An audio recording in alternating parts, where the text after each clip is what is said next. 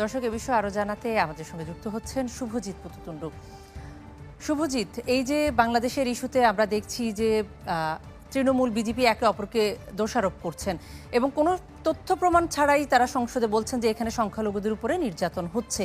এই বিষয়গুলোকে সেখানকার যারা সিভিল সোসাইটির লোকজন আছে তারা কিভাবে দেখছে?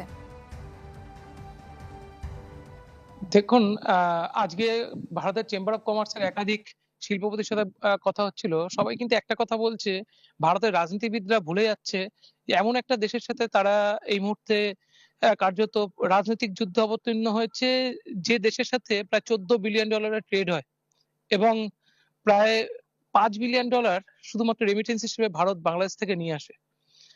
কত স্কিল লেবার, তাদের কত পরিবার বাংলাদেশের সঙ্গে জড়িত, কত ব্যবসায়ী, তাদের কত কর্মচারী বাংলাদেশের সঙ্গে ট্রেডের সম্পর্কে জড়িত, এটা ভারতের রাজনীতিবিদরা খুব দ্রুত ভুলে যাচ্ছে। এবং তারা ভুলে যাচ্ছে যদি বাংলাদেশের সাথে এই রাজনৈতিক যুদ্ধ দীর্ঘস্থায়ী হয়, সেক্ষেত্রে কিন্তু ভারতের ঘরে ঘরে একটা আর্থিক সংকট দেখা দেবে। এটা তারা ভুলে যাচ্ছে। পশ্চিমবঙ্গ, আসাম, মেঘালয়, ত্রিপুরার মতো রাজ্যগুলো, এই রাজ্যগুলো সরাসরি বাংলাদেশের সাথে ব্যাপকভাবে পর্যটন এবং ব্যবসায়িক সম্পর্কে লিপ্ত। ব্যবসায়ীরা আশঙ্কিত, তারা বলছে যদি আজকে ত্রিপুরা বয়কট করেছে, ত্রিপুরার ক্ষেত্রে কোনো সমস্যা নেই, কারণ ত্রিপুরা একটা ছোট রাজ্য, সেখানে পর্যটকদের আনাগোনা কম। যেসব এখন হাসপাতাল বা যেসব পশ্চিমবঙ্গের যেসব জায়গায় যেসব জেলা শহরগুলো এখনো বয়কটের ডাক দিচ্ছে, এইসব এলাকা বাংলাদেশের সাথে সেই রকম ট্রেড রিলেশন খুব বড় নয়। ফলে তারা তাদের ক্ষেত্রে এই মুহূর্তে যে বয়কট যে খেলা, তার যে এই মুহূর্তে গরম উনুন, সেখানে তারা সবাই হাত সেঁকতে নেমেছে, কারণ তারা সেরকম ভাবে ব্যবসায়িক ভাবে বেনিফিট নয়।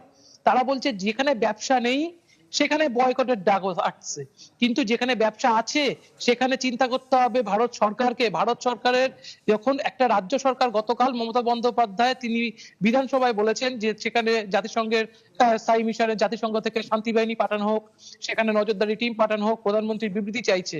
আজকে তার দলের যখন সংসদ সদস্যরা তারা ভারতের পার্লামেন্টে গিয়ে কথা বলছে, তখন কিন্তু সারা বিশ্বের নজর সেখানে গিয়ে পড়ছে। বাংলাদেশকে হিউমিলিয়েশনের মুখোমুখি হতে হচ্ছে গোটা বিশ্বের সামনে। ফলে বাংলাদেশ এর জবাব চাইবে, এবং বাংলাদেশ যখন এর জবাব চাইবে তখন ভারত সরকারকে এর প্রকৃত জবাব তৈরি করে রাখতে হবে। আর না হলে কূটনৈতিক সম্পর্কের যে অবনতি, যে প্যারাগ্রাফ, যে গ্রাফ দিনে দিনে নামছে, এই গ্রাফ কিন্তু আরো বেশি নামবে।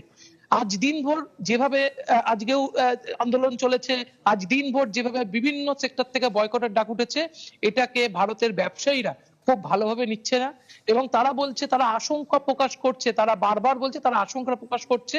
এই সম্পর্কে গ্রাফ তারা চাইছে যেভাবে হোক, দুদেশের সরকার প্রধান, উপদেষ্টা সরকারের কাছে তারা আবেদন জানিয়েছে বাংলাদেশের, যে যেভাবে হোক তারা মিউচুয়ালি আন্ডারস্ট্যান্ডিং এর মাধ্যমে যেভাবে হোক এই যে সম্পর্কের অবনতি, সেটা যেন যেভাবে হোক তারা যেন রোধ করে।